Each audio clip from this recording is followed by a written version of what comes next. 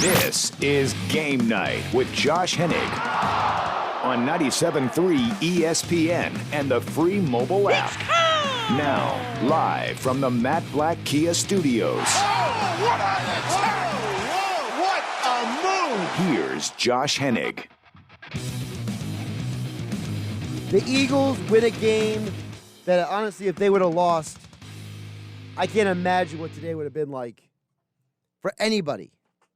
It's Game Night, as I mentioned here on 97.3 ESPN. It's a Football Friday edition. Josh Hennig hanging out with you. Of course, we got big weekend of the NFL, college football, and also UFC 254 joining us coming up around 6:20 tonight. Marc Raimondi, ESPN MMA writer and reporter, to talk about Khabib versus Gaethje, review the card, and a little bit information for you on the future for some of the fighters from tomorrow's fights. Of course, we'll give out my picks as well. We went 3-2 last Saturday. See if we can do any better this weekend. Of course, text board is always open at 609-403-0973 to get on the conversation. 609-403-0973. And as we sit here with the Philadelphia Eagles, technically in the lead in the NFC East at 2-4-1. One of the biggest things I took away from that game, and this is not a knock on anybody in particular, but I remember sitting there watching the third quarter last night, and all I kept thinking was, there has to be a way they make a comeback in this game, right? It just felt like the game was rolling that direction. It felt like the entire time that this team would find a way to win. And I know it wasn't pretty. And I know it wasn't aesthetically pleasing. But as Dominic Toretto said in Fast and the Furious, it doesn't matter if you win by an inch or a mile. Winning is winning. Do we really think that at the end of the season, we're going to be counting back and say, let me tell you how ugly that Giants game was? Or are we going to say the Eagles are in the playoffs and who are they playing this week and how do they match up?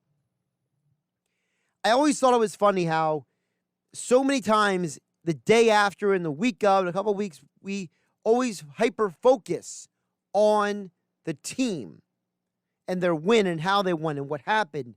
But yet, at the end of the year, nobody really cares.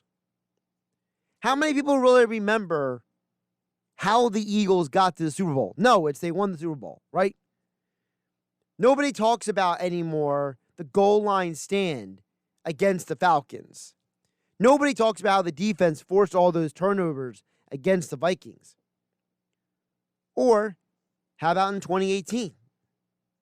How about the fact that the team had to bounce back from that embarrassing loss to the Saints and they found a way to gut out and get that win streak and get into the postseason? Heck, in 2017, Nate Sudfeld started against the Cowboys and the Eagles lost 6-0. Nobody cared. And that's the big thing about this. Winning cures a lot of ills. Did Doug Peterson have some bizarre play calls last night? Oh, yeah, he did. Did Carson Wentz have some stupid throws? Yes, he did. Did he stare down his receivers a couple times and that's why the team didn't get a third down conversion a couple times? Absolutely. Did the defense miss a couple of assignments? Yep. Did Cravon LeBlanc get abused? Absolutely. But just remember, they found a way to win the game. So if they found a way to win the game, that is first and foremost. I love the one caller that called the Anytime Hotline earlier with Broads and Mike Gill. He said, isn't the goal at the end of the day just to win the division and get in the postseason and nothing else really matters? I couldn't have said it any better. Because when the Philadelphia Eagles find a way to get into the postseason for another year, they will have done something that has not been done by a team not coached by Bill Belichick or Pete Carroll in the last decade.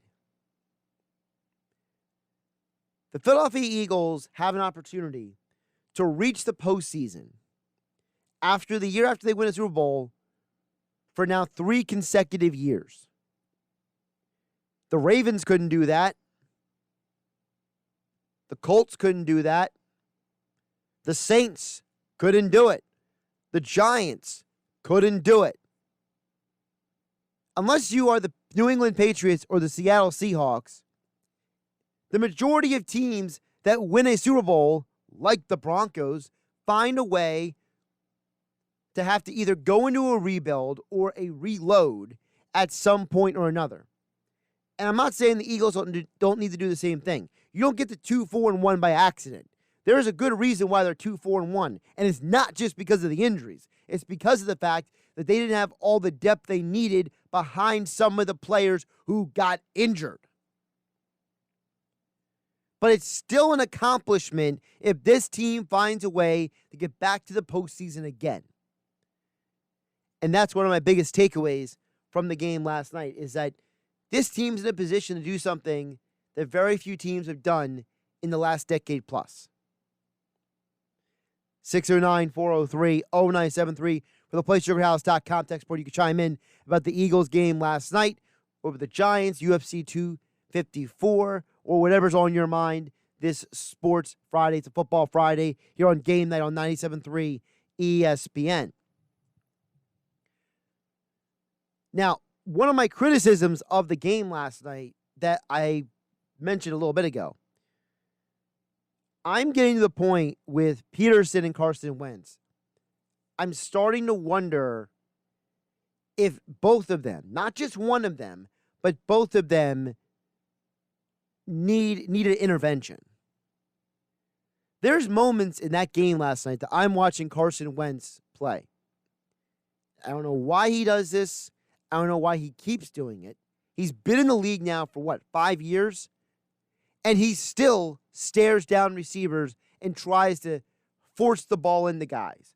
And I don't have the exact number, but what it feels like 99% of the time, it's either intercepted or batted away, or the ball gets knocked down by a defender reaching up and batting down the ball.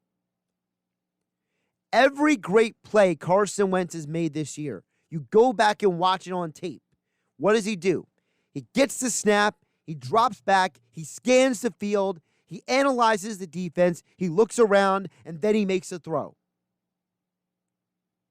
So if every time you make a good throw, that's what happens, I don't understand why he keeps staring down receivers. I don't know if him and Press Taylor are too buddy-buddy, and Press Taylor's too afraid or not man enough to say something to Carson Wentz about him making these mistakes. I don't know if Marty Morningweg or Rich Scangarello are not allowed to talk to Wentz. I don't know if Doug Peterson's afraid of hurting Wentz's feelings. I don't know what it is. But this young man, for as talented as he is, and as clutch as he has been now in multiple games, getting this team to 2 wins this year, along with competing and being in the game with 2 of the best teams in the AFC, the Steelers and the Ravens. This young man will never, ever reach his potential until somebody gets in his face and say, Carson, you gotta evolve. You gotta grow. You gotta move forward. You gotta do more than you've done. Because what you're doing right now is not enough. He's good enough for you to win games, but this version of Carson Wentz is not good enough for you to win a championship. And I'm not saying he can't get better, because he has the potential. We've seen the throws to Fulgham. We saw the throw last night to Boston Scott. We saw the play where he got the ball to J.J. Arcega-Whiteside. We've seen him make all kinds of great plays just this year. But until somebody gets in his grill and lays into him about some of these errors, the poor footwork, the staring down receivers, the inefficiencies, he will never be more than what he is, which is a good NFL starting quarterback with some moxie and with some ice water in his veins. Just remember, hard work beats talent every time talent doesn't work hard. And sometimes I wonder how much Carson Wentz is doing to maximize his talent when he makes these kind of mistakes on the football field. And then the other thing I noticed about the game last night, It's becoming abundantly clear that the Eagles feel helpless with their linebackers. It's becoming more and more obvious that Jim Schwartz is trying to make lemonade out of lemons, because when I saw him blitz Nate Gary a couple times last night, all I could think of was that might be the only way to hide him on defense, is to send him after the quarterback and hope he gets there and doesn't blow an assignment. Because the entire front seven blew their assignment when Daniel Jones had that big run and when he tripped and fell into the infamy of the GIF world on Twitter. The entire defensive front lost containment and didn't do their job. There were multiple times I'm watching Jim Schwartz's defense, and I kept thinking, this guy is trying to make something out of nothing. You don't blitz Nate Gary multiple times if you're not trying to hide him. You don't keep throwing the safeties over the top to cover up for Kervon LeBlanc getting eaten alive by Golden Tate if you don't see there's something wrong. It's abundantly obvious that Jim Schwartz is trying his best with the situation. I'm not saying he's totally vindicated on everything, but I just don't think the personnel on the Eagles' defense is really good enough. The defensive line is great. The secondary is solid. But that linebacking core is so poor, it just doesn't matter. Yeah, you held the Giants to 20 points. They averaged 16 a game. Yeah, you held the Ravens to 30. They averaged 30-some points a game. This defense, until they upgrade the linebacker position, will never be more than it is. Brandon Graham's a great player. He's probably going to be in the Eagles' Ring of Honor one day. But Brandon Graham is only one man. And when you're blitzing Nate Gary that many times, you're telling the whole world you're trying to hide Nate Gary. 609-403-0973 for the PlaySugarHouse.com text board. 609-403-0973. Joey D. in Ventnor chimes in and says, Josh, I'm very excited about the win, but can you please help me make sense of the Eagles' play calls on first down? Side handoffs for 1-2 yards 9 times. That's Joey D. in Ventnor. The first down play calling was bizarre, not because of specifically any plays, but because it seemed like the Eagles were trying to get cute at times. There were plays that it was obvious they had success with. But instead of going back to the formulas that made them successful, they kept trying to run out of the shotgun, or they kept trying to, throw these routes. And Carson Wentz is holding the ball for 10 million years. Or you have a situation where Wentz is running the ball. Frankly, Wentz is running the ball maybe too much at this point. Someone's got to say something about that too. The guy is the most hit player in the NFL. They talked about it 100 times on the broadcast last night. You're telling me that Carson Wentz can keep taking this abuse, he's going to survive this season? I didn't even like Carson Wentz running on the 2-yard line in the game. I understand Carson Wentz had a really good game last night, arguably his best game of the 2020 season.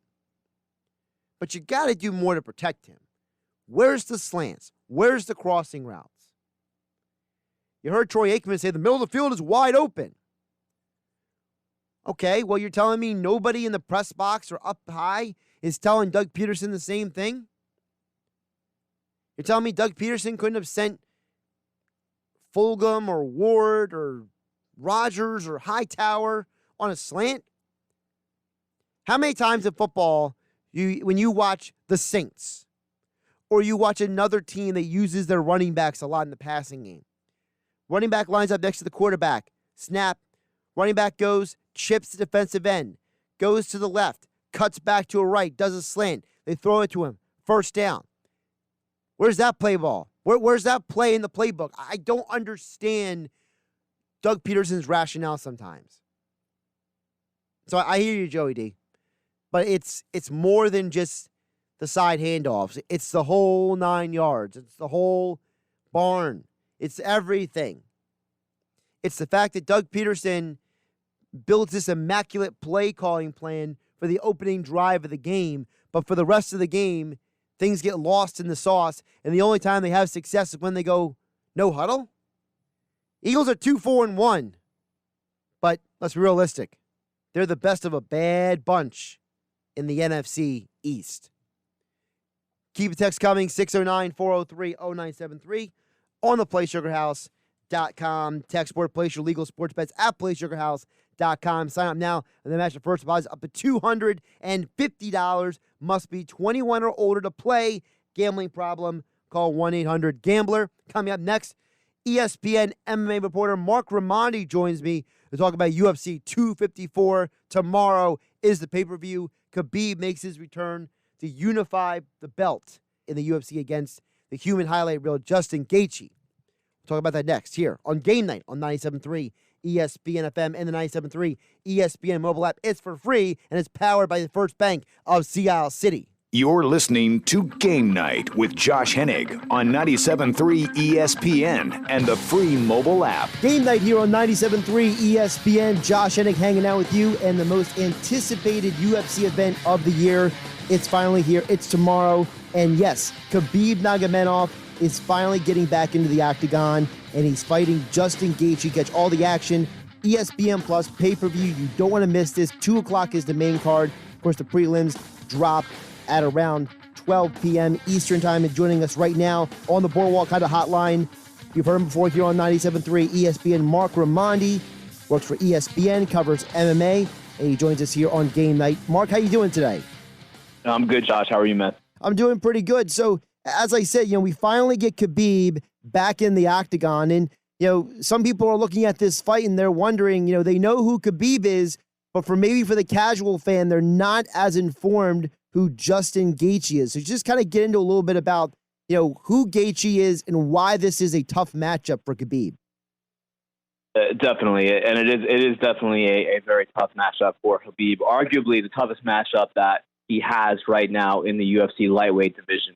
For those who don't know who Justin Gaethje is, I guess there's one thing that you can say to describe him. He's pound for pound possibly the most exciting fighter in the UFC. He has not gone to a decision in 6 years. He either knocks you out or gets knocked out. He does not go to the judges. His nickname is the highlight. So something interesting is going to happen. He's coming off that big finish of Tony Ferguson back at UFC 249 in May, and he's a wild man. He's a little reckless. He takes risks. He goes in there and tries to knock his opponent out. Does not mind getting knocked out himself. I will say that he has cleaned up his act a little bit in the last few fights. He's become a little bit more technical, a little more tactical, just as aggressive, and he's still knocking fighters out, but he's not putting himself in harm's way as much as before, but he's as exciting as ever. And for a guy like Khabib, who's a wrestler, this is the most dangerous guy that he's faced on the feet since Conor McGregor, and Justin Gaethje was a Division I wrestler as well, which Conor McGregor was not. So it's going to be very, very interesting, Josh, to see what happens tomorrow.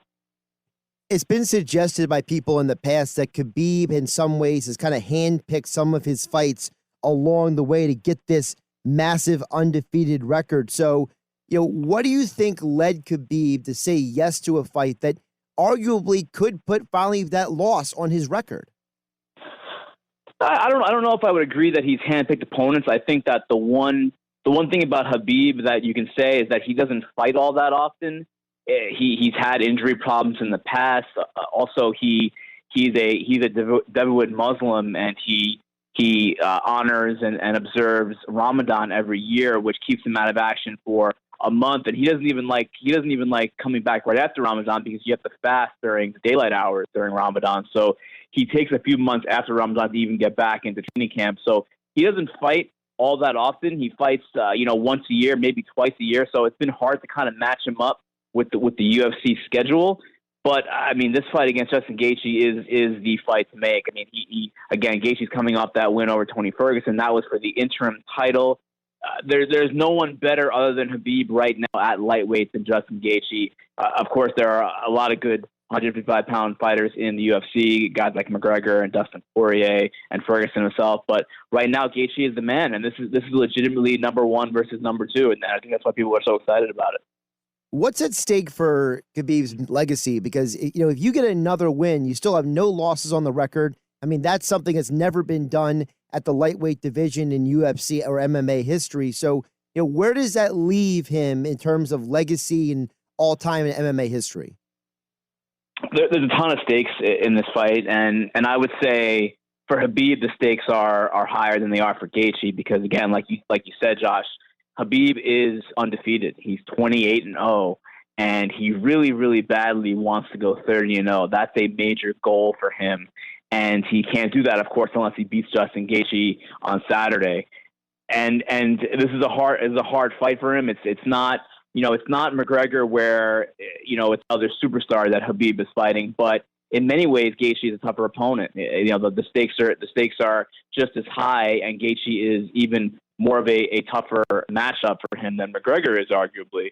So a lot is riding on this for Khabib. I mean, if you want to go undefeated and you want to be the UFC lightweight champion long term, you have to win this fight. And another thing that's also on the line too, Josh, is if he wins this fight, Khabib, he'll have he'll tie for the most lightweight title defenses in UFC history with 3. That's another big one. It kind of also cements him as one of the best lightweights of all time, not even just the best lightweight right now. And I think there's a very good case that if he wins this fight, you say that Khabib Nurmagomedov is the best lightweight in MMA history.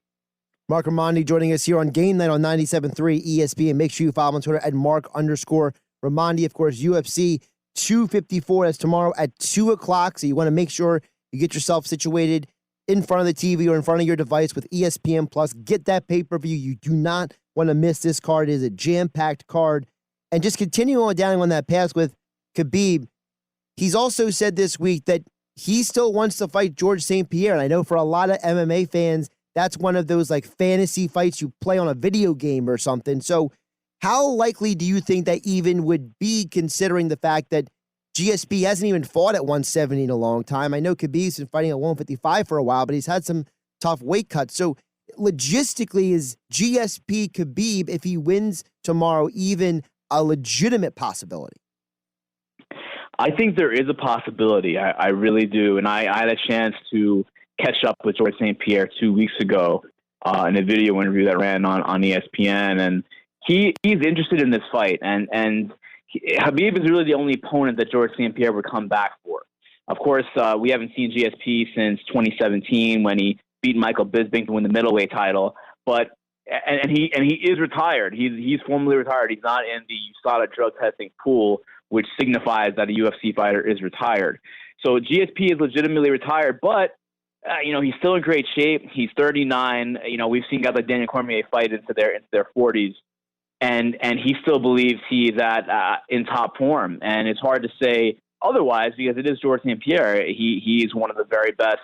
He's either one or two of the best fighters of all time, with John Jones. And Khabib is making his way up that list, that pound for pound best of all time list. And it would be quite the story to have Khabib fight George St. Pierre with Khabib looking to go 30-0. That would really be a compelling, incredible narrative that the UFC could put together to do that. On top of that, Josh, on top of all that, that is a dream fight for Khabib. George St. Pierre was an idol of his growing up. He's always felt that George St. Pierre was the best fighter of all time. And the same thing for Khabib's late father, Abdulmanap, who passed away in July due to complications from the coronavirus. And in many ways, that fight would be a legacy fight for Khabib and his father. It would be kind of the fight that Khabib's dad wanted the most. And now that he's gone, now that he's passed away tragically, it would make that fight even more magnified, and it would make it even more just fascinating. So I think that there would be a lot of things at play to make that fight happen if Khabib was to get by Gaethje. Again, we're talking about stakes, we're talking about legacy. He's got to beat Gaethje to get to possibly the biggest fight of his career against George St. Pierre. And that's what makes UFC 254 so juicy. ESPN Plus pay-per-view. Get your hands on it. Don't miss out. A couple other interesting fights I want to touch on with you, Marc, before I let you go. This fight for Robert Whittaker, I think, is very meaningful. I mean, he's the former champion at middleweight. He's one of these guys, I think, for the casual fan gets overlooked because I don't think he ever got his just due when he was champion, and he had the win over Darren Till. Does a win tomorrow put him right back into that title picture? It absolutely would. It would. And you're right about Robert Whittaker. He's perennially underrated, even though he was the middleweight champion. We're talking about a guy who beat Yoel Romero in back-to-back fights. You don't just do that. He is excellent. He is top tier. And if he were to beat Jared Cannonier on Saturday, he would definitely be right back in that title mix. And that fight has a lot of meaning, not just in the middleweight division, but it has far-reaching stakes, I would say, across divisions. Because if Jared Cannonier wins, I think it would be pretty clear that he's next in line for Israel Adesanya. That's the fight that Adesanya is most interested in next because, of course, Adesanya has already knocked out Robert Whittaker.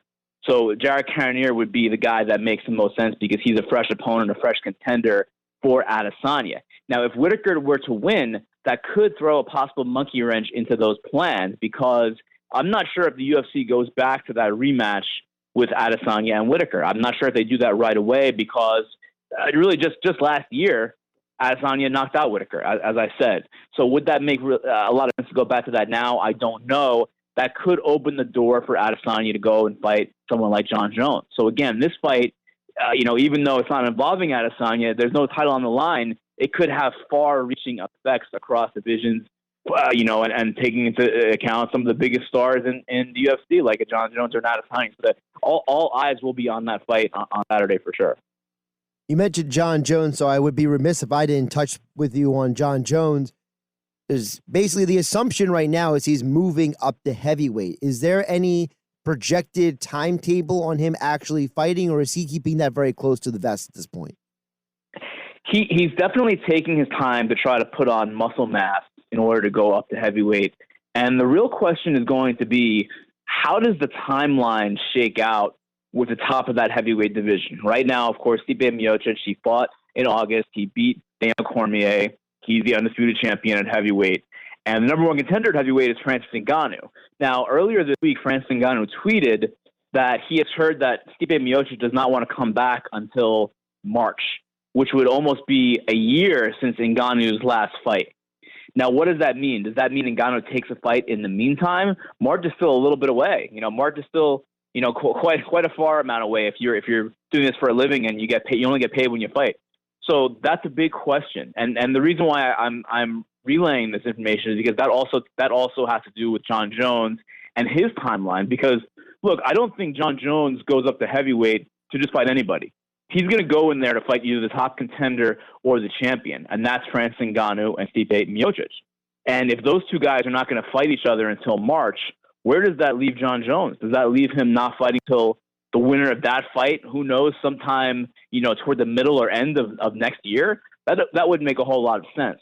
So I think a lot. Again, I have to go back to the Whittaker Cannonier fight. If Cannonier wins that fight, I think it'll be Adesanya versus Cannonier. But if Whittaker wins, I could see the UFC trying to put together that Jon Jones versus Israel Adesanya fight. Maybe at 205, maybe at a catch weight. And these two guys have been going at it on Twitter since the moment that Adesanya beat Paulo Costa a few weeks ago. I'm talking about Adesanya and Jon Jones. So it makes sense. There's many options the UFC has, but right now, heavyweight, even though that's the plan for Jon Jones, the timeline doesn't seem to work out all that great. So it's going to be interesting to see what happens in the next few weeks. Those are just some of the layers you want to watch for UFC 254. That's tomorrow, 2 p.m. is the main card. ESPN Plus pay-per-view. Get your hands on the ESPN Plus subscription if you haven't already, and make sure to check out all of Marc Raimondi's coverage of the UFC. Follow him on Twitter at Marc_Raimondi, and as all guests, he appeared today on the Boardwalk Honda Hotline. Marc, always appreciate the time and the conversation. Oh, anytime for Jersey. I'm a New Yorker myself, so I got love for the NJ. Great stuff from Marc. Again, follow him on Twitter at Marc_Raimondi. Good guy. He does a lot of great work, a lot of great articles over at ESPN.com. Again, UFC 254 tomorrow afternoon is the pay-per-view.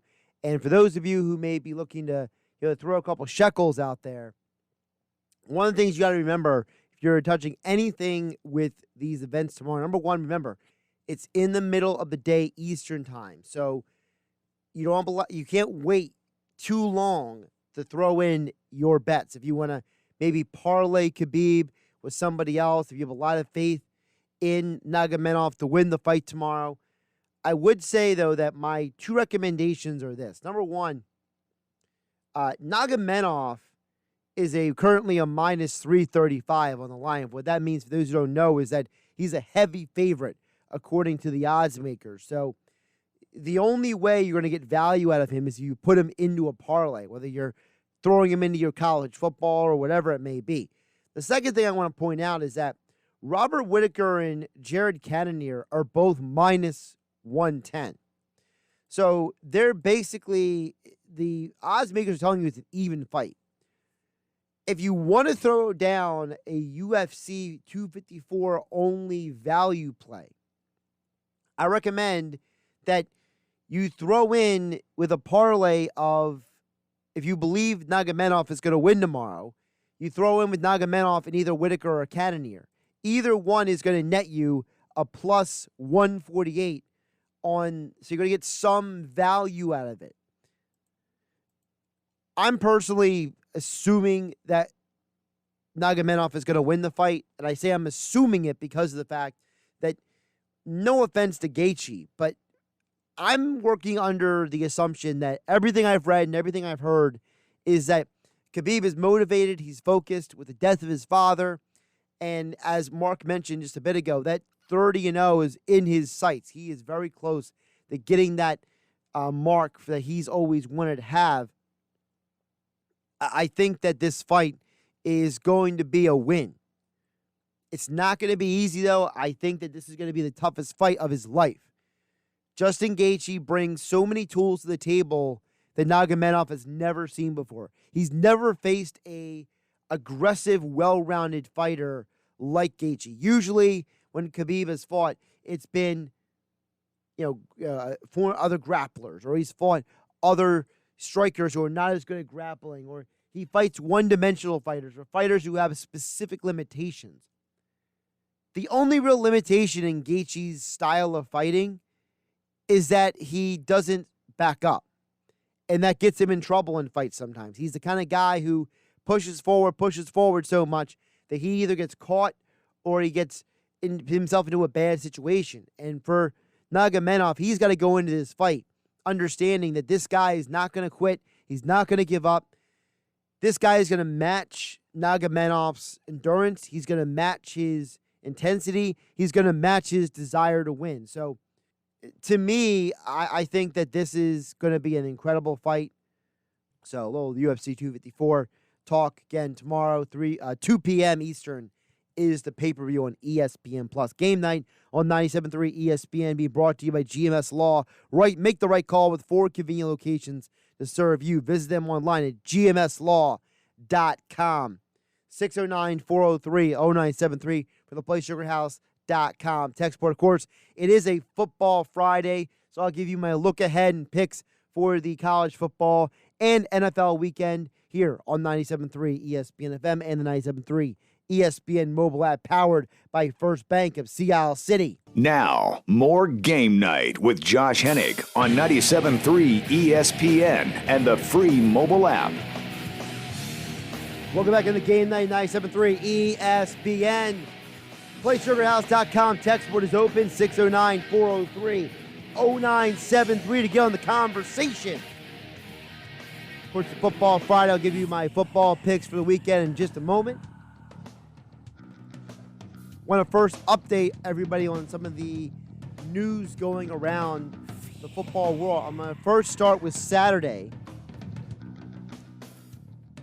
Purdue's star wide receiver Rondell Moore will not play tomorrow for the Boilermakers versus Iowa. So I'm intentionally staying away for the Big Ten games this weekend in terms of picks because I'm not fully sure what we're going to get from any of these teams, considering they waited so long to start their season. I don't know what that's going to look like for these teams. But I do think it's fair to say that without Rondell Moore, I don't know how Purdue's going to win this game. I really don't know. I'm very... If you had to ask me right now what's going to happen in that game, I guess you just go the under. the under 53 it is. So, but this weekend with the Big Ten, this is a weekend for you to watch and observe. This is not a weekend to go crazy making judgments or predictions or projections or anything, because we've never seen an entire football conference start this late before. And especially a conference like the Big Ten that is known for having a very competitive schedule in the past. A lot of these schools, they do play a heavy conference schedule usually. So we're already seeing in the SEC how a conference-only schedule is affecting a lot of those schools in terms of their records and everything else. I think it's only right and it's only fair to look at the Big Ten and expect this to be a year of a little bit more parity than not overall. So, but the Rondale Moore out for Purdue is a big deal. Speaking of wide receivers who are out, you may or may not have heard, but the New Orleans Saints have both of their top receivers out for Sunday. Emmanuel Sanders has been on the COVID-19 list, and Michael Thomas has been ruled out with his hamstring issue. He had not been practicing the last couple of days already, so some interesting news there in the NFL. Also in the NFL, do not forget that Tampa Bay and the Raiders are supposed to play in the 4 o'clock slate, not Sunday Night Football. And Adam Schefter is reporting that the Bucs and Antonio Brown are working on potentially putting together a contract. Tom Brady has been pushing for Antonio Brown to join Tampa Bay. The Seattle Seahawks last night were talked about as a potential landing spot for him. We know that Antonio Brown worked out with Lamar Jackson in the offseason. So we also know that there's a connection between Brady and Brown from their little bit of time they spent together up there in New England. I don't know what a Antonio Brown you're going to get, but whatever version of Antonio Brown you're getting can help the Buccaneers because, number one, they've had a lot of injuries to the receiver position. And number two, we know that Tom Brady likes to have as many weapons as possible. So with that being said, I'm working under the assumption that a Tom Brady Antonio Brown reunion can only help the Bucs. I don't know how good Antonio Brown is at this point. He hasn't played in a while. It's been 2 years?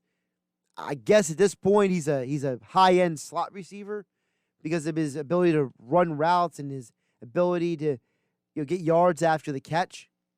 And especially on a team that's got Godwin and Evans, you're not kicking one of those guys on the inside. You want those guys on the outside.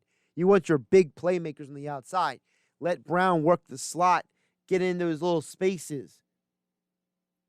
Again, the suspension for Antonio Brown will end after Week 8.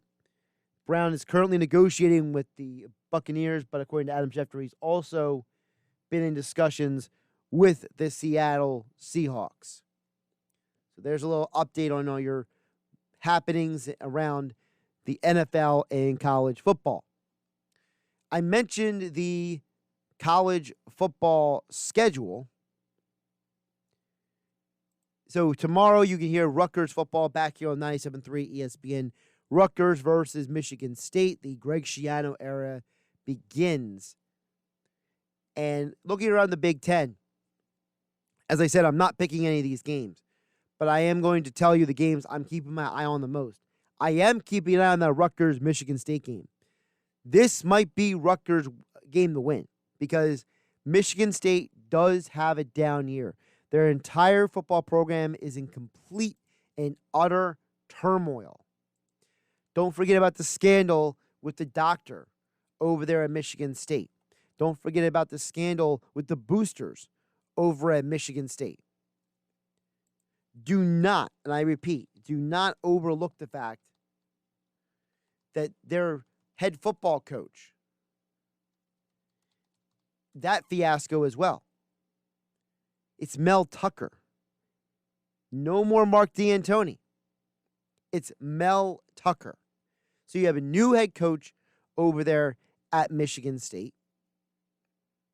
You have a scandal around the entire program. I think Rutgers can win the game. I really do. Also, keep an eye on Penn State at Indiana. Penn State wants to make a statement that they're the best team, one of the best teams in the conference. And Michigan at Minnesota is the primetime Big Ten game. I would be surprised if Minnesota wins that game. It's in Minnesota. Michigan, their quarterback situation is a mess. Let's get to my picks for the weekend here on the Football Friday here on Game Night on 97.3 ESPN. We are 29-18 on the year, so let's keep the good times rolling here. Temple at Memphis. I'm going with the over 70. Temple's defense has some serious problems. They allowed 37 points to a USF team that is not very good, and they barely held on for the win. This team seems like they are completely dependent on their offense to win games. Memphis defense is not good either, and in their last 3 games this season, they combined for a total averaging 72.3 points per game in every single one of those games total. So go over the 70 in this matchup. Kansas at Kansas State. Wildcats for Kansas State are without their starting quarterback, Skylar Thompson, for the rest of the year. Without him, they are averaging just 26 points per game. With him, they were averaging 34.6 points per game. That's an 8-point drop-off. Meanwhile, Kansas, the Jayhawks' best player, Puka Williams, has opted out of the rest of the season to be with his sick mother, who is battling some serious health issues. So without Puka Williams, Kansas, they scored a miserable 17 points against a mediocre West Virginia team last week. Give me the under 48 in that Big Ten rivalry game. NC State plus 14.5 at North Carolina. South Jersey's own Devin Leary, he has now led NC State to 3 straight wins as the offense is averaging 33 points per game with him playing. In their last 3 games, on the flip side, the University of North Carolina's defense is allowing 32.7 points per game to some very pedestrian offenses like Florida State, Virginia Tech, and Boston College. This is an in-state rivalry game, and the Wolfpack have 2 of their wins this year already on the road. Give me NC State plus 14.5. Auburn at Ole Miss. Give me the Ole Miss plus 3.5. Both these teams have lost 2 of the last 3 games. Auburn's defense is allowing 28.3 points per game, while Ole Miss's offense is averaging 37 points per game. I know Ole Miss lost to Arkansas, but that is not a precursor for things to come since the Rebels have had over 440 yards in total offense. The 7 turnovers got them against Arkansas. The offense still has their firepower, though. Auburn is 0-2 on the road this year, and this game is in Vaught Hemingway Stadium in Oxford, Mississippi. So give me Ole Miss plus 3.5. I'm also going to throw in there Middle Tennessee at Rice. Rice minus 3.5. Listen, Middle Tennessee, there's a trend this year. You could pick against them. Their defense is allowing 36.8 points per game. And in their last 5 games, Middle Tennessee's run defense had been obliterated. North Texas had 462 yards on the ground last week. The Blue Raider defense is horrible. Rice wants to run the ball. Give me Rice minus 3.5. I'm Josh Hennig. This is Game Night. Have a great night.